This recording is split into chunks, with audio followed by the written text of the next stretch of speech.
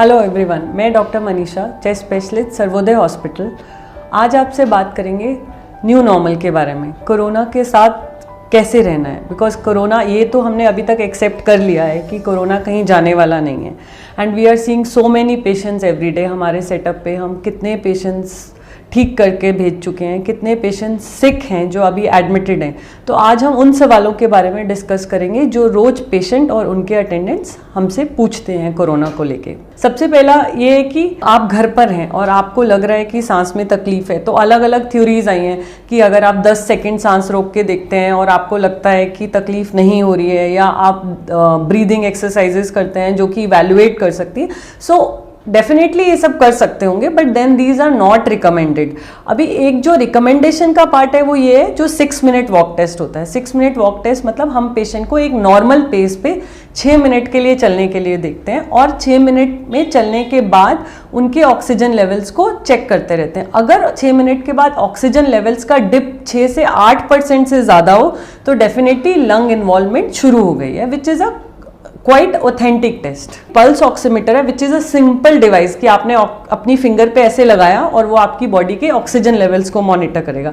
सो अगर आपके oxygen levels जो नॉर्मली 95 to 97% होते हैं, अगर वो 95 से नीचे आते हैं और डिक्रीजिंग ट्रेंड रहता है, लाइक 95, 94, 93 ऐसा रहता है, तो दैट्स एन अलार्म। तो अब आपको डॉक्टर के कॉन्टैक्ट में आना है, डॉक्टर की एडवाइस लेनी है एंड फर्दर चेकअप्स के लिए जाना है।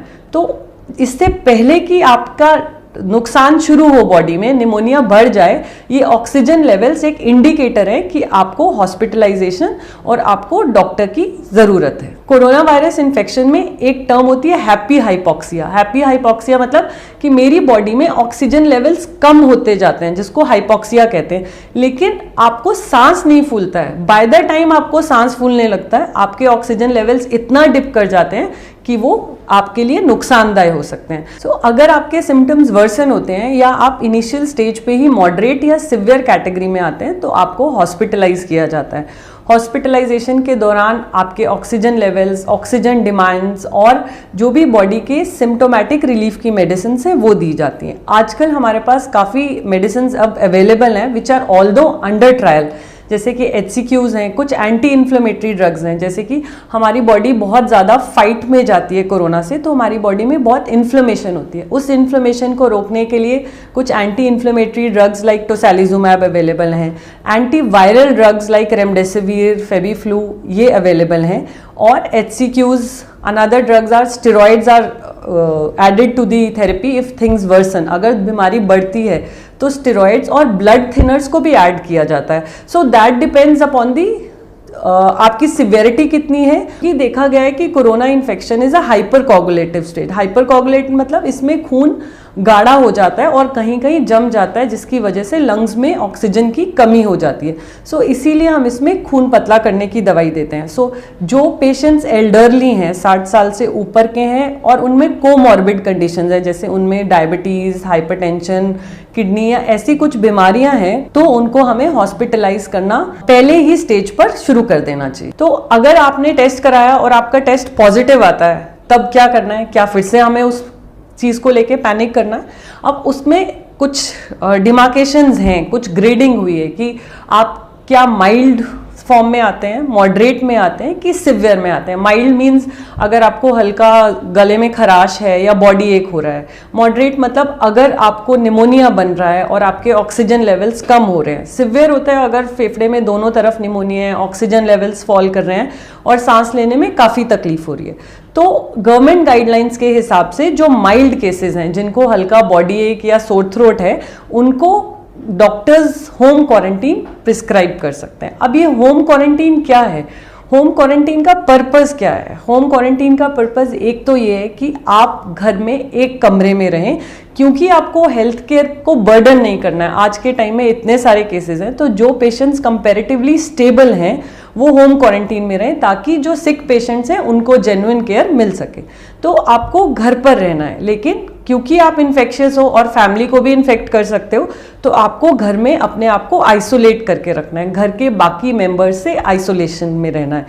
उसको एक वेल वेंटिलेटेड रूम जिसमें अटैच टॉयलेट बाथरूम हो और जहाँ पे पेशेंट अपने आप कि टेक केयर कर सके, उसको वहीं पे लिमिटेड रहना है। बट दैट डजंट मीन कि उसको कभी कोई प्रॉब्लम नहीं हो सकती। इसीलिए होम क्वारंटाइन की भी कुछ गाइडलाइंस हैं, जिसमें डॉक्टर आपको एक प्री फॉर्म्ड मेडिकेशन आपको एडवाइज करते हैं। और दूसरी बात ये होती है कि आपको अपने वाइटल्स को मॉनिटर करना है। वाइटल्स मीन्स आपको सुबह शाम अपना टेम्परेचर चार्ट करना है, अपना ऑक्सीजन लेवल्स चेक करने हैं, जो कि एक पल्स ऑक्सीमीटर से होते हैं। क्या मैं जब एक कोरोना पेशेंट के कांटेक्ट में आया हूँ तो क्या मुझे कोरोना इन्फेक्शन हो सकता है? तो हमें उसमें क्लोज कांटेक्ट को डिफरेंशिएट करना है। सपोज आपके कोई क्रॉस करके गया तो आपको कोरोना इन्फेक्शन नहीं होगा। सो क्लोज कांटेक्ट होता है कि जो इंसान बिना मास्क पहने एक पॉजिटिव पेशेंट के पास 15 मिनट से ज़्यादा रहता है एंड उन दोनों के बीच का फासला 3 फीट से कम है। सो 3 फीट मोर देन 15 मिनट्स, तभी हम उस पेशेंट को क्लोज कांटेक्ट में आते हैं। अदरवाइज हम उसको क्लोज कांटेक्ट कंसिडर नहीं कर सकते। तो अगर आप क्लोज कांटेक्ट में आ गए हैं, अगर आपको पता नहीं है और उसके बाद आपको पता चलता है कि 2 दिन के बाद वो इंसान का पॉजिटिव आया है, तो आपको क्या करना है, आपको कितना पैनिक करना है, आपको कौन से टेस्ट कराने हैं कि नहीं कराने। तो इसके लिए आप डॉक्टर से मिलेंगे।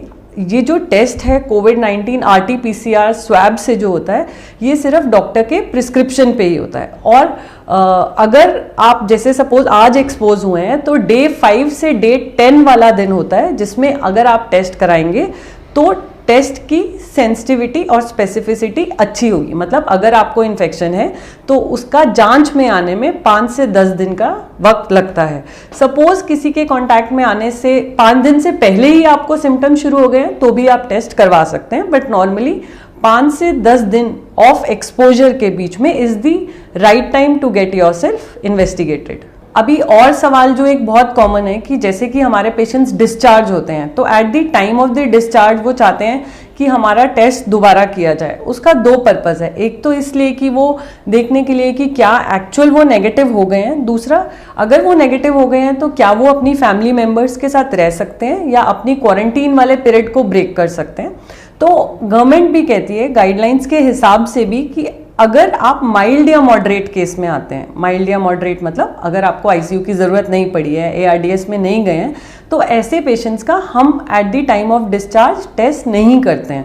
The criterias have change. उसमें क्या है कि अगर आपको 10 दिन हो गए हैं आपके सिम्टम शुरू हुए को और पिछले 3 दिन से आपको फीवर नहीं आया, so you have to be very sure कि 3 दिन लगातार आपको फीवर नहीं आया है एंड आपके 10 दिन सिम्टम ऑनसेट को हो गए हैं, तो हमें कोई भी टेस्ट कराने की ज़रूरत नहीं है।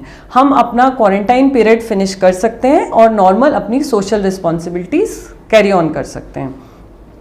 क्योंकि ये देखा है कि नॉर्मली क्या है, 14 डेज पे हमने रिपीट टेस्ट कराया, रिपीट टेस्ट भी पॉजिटिव आ जाता है। फिर एक दिमाग में और ये आना कि क्या मैं फिर से अभी तक पॉजिटिव हूँ, क्या मैं अभी इन्फेक्शियस हूँ, मैं औरों को इन्फेक्शन दे सकता हूँ, क्या बीमारी मेरे अंदर अभी भी चल रही है। तो ये सब क्वेरीज रहती हैं।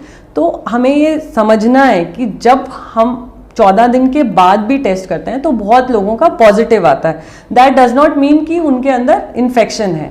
ये देखा गया है कि वो जो स्वैब में आता है वो वायरस है, that can be dead virus. वो वायरस हमारे अंदर रहता है बट जिंदा नहीं है। क्योंकि वो जिंदा नहीं है तो हमारी बॉडी को डैमेज नहीं कर रहा है और हम शेडर नहीं है। शेडर मतलब हम और लोगों को इन्फेक्शन नहीं दे सकते हैं। इसीलिए रिपीट टेस्टिंग अब एडवाइजेबल नहीं है। अगर आप हेल्दी फील कर रहे हैं और आपको 3 दिन में पिछले कोई भी तकलीफ नहीं हुई है, so you are as good as other individuals. Another common question is, मुझे एक बार इन्फेक्शन हो गया, मैं ठीक हो गया, क्या मुझे दोबारा इन्फेक्शन हो सकता है? क्या री इन्फेक्शन हो सकता है? तो अभी इन लास्ट 4 मंथ्स ये देखा गया है कि there were some patients who had tested positive, मतलब उनका टेस्ट 8 हफ्ते के बाद भी पॉजिटिव आया, तो ये शुरू हुआ कि इनको दोबारा से इन्फेक्शन हुआ।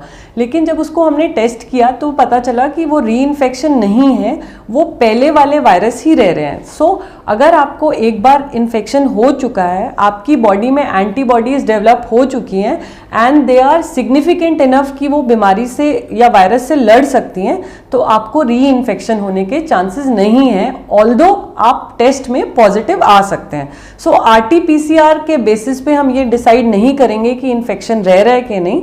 सो अगर आप हेल्दी फील कर रहे हैं, आपको 28 दिन हो चुके हैं बिना किसी तकलीफ के, तो you are actually treated and cured. Since ये सारी कोरोना से जो फाइट है वो इम्यूनिटी की है, तो ये देखा गया है कि जो लोगों का इम्यूनिटी सप्रेस्ड है, चाहे किडनी डिजीज़ की वजह से, चाहे कार्डियक हार्ट डिजीज़ की वजह से, चाहे डायबिटीज़ की वजह से, या जो लोग स्मोकर्स हैं, जो हैवी स्मोकर्स हैं या क्रॉनिक स्मोकर्स हैं, उनमें डिजीज़ के बढ़ने की प्रोबेबिलिटी नॉर्मल इंसान से कंपैरेटिवली ज़्यादा होती है। So they have to be extra cautious. So another common question is कि हमें कौन सा मास्क यूज़ करना है। क्या हर पेशेंट या कॉमन मैन को N95 की ज़रूरत है या सिंपल क्लोथ मास्क सफाइज करते हैं? सो जो सिंपल क्लोथ मास्क है वो सिर्फ इन्फेक्शन वाला पेशेंट अगर पहनेगा तो वो इन्फेक्शन स्प्रेड नहीं करेगा, लेकिन अगर आपने क्लोथ मास्क पहना है तो वो इन्फेक्शन को रोक नहीं सकता है। So surgical mask should be used. अगर आपको इन्फेक्शन है या आप अपने आप को इन्फेक्शन से बचाना चाहते हैं तो 3 layered surgical mask is the right option. जो N95 मास्क है वो सिर्फ उन डॉक्टर्स या हेल्थ केयर लोगों के लिए है जो एरोसॉल जनरेटिंग प्रोसीजर्स में होते हैं, जैसे कि ब्रोंकोस्कोपी, नेबुलाइजेशन, या जिसमें कोविड पेशेंट्स के कांटेक्ट में आते हैं, उस केसेस में हमें N95 की ज़रूरत है। Otherwise surgical mask which is a disposable mask, जो कि सिर्फ 6 से 8 घंटे तक यूज़ हो सकता है एंड रीवॉश नहीं हो सकता, वो वाला मास्क आप यूज़ करेंगे। अभी हम जैसे लॉकडाउन से अनलॉक की तरफ जा रहे हैं, तो भी हमें पूरी सावधानी बरतनी है, बिकॉज अभी देखो नंबर अनलॉक होने के बाद से नंबर बढ़ना शुरू हो गया है। सो हमें इस बात का ध्यान रखना है कि crowded places like schools, offices, get together, social gathering, religious places, gyms, जहाँ पे बहुत क्लोज कांटेक्ट रहता है, वहाँ पे until and unless very important हमें वहाँ पर नहीं जाना है, बिकॉज वो साइट्स हैं जहाँ पे मैक्सिमम ट्रांसमिशन या इन्फेक्शन रेट रहता है। उम्मीद करती हूँ कि इस वीडियो के बाद आपके मोस्ट ऑफ द कॉमन सवालों के जवाब मिल गए होंगे, बट आपको ध्यान रखना है, स्टे सेफ। वायरस आपके पास चल के नहीं आएगा, आपको ही सावधानी बरतनी है अगर आपको इस वायरस